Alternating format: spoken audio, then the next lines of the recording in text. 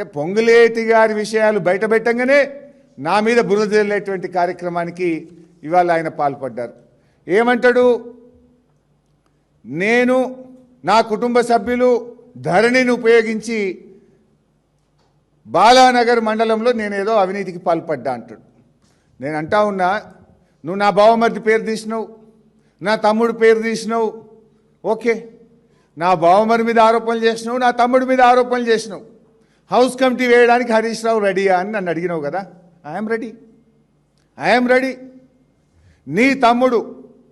నీ తమ్ముళ్ళు చేసిన భూ కుంభకోణాల మీద, నీ తమ్ముళ్ళు చేసిన టీడీఆర్ కుంభకోణాల మీద, నీ తమ్ముడు చేసిన కేఎల్ఎస్ఆర్ టెండర్ల కుంభకోణం మీద నువ్వు రెడీ అయితే నా తమ్ముడి మీద నేను కూడా రెడీ.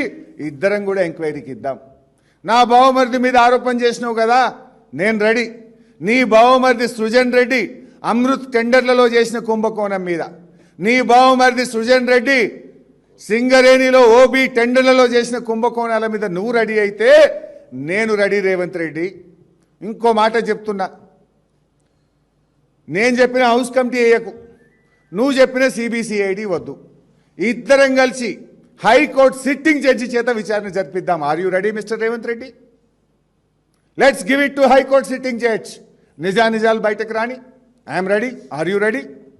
తోకముడిచి బారిపోకు, చిల్లర మాటలు మాట్లాడకు, నీ చెంచాగాలతో నన్ను తిట్టించే ప్రయత్నం చేయకు.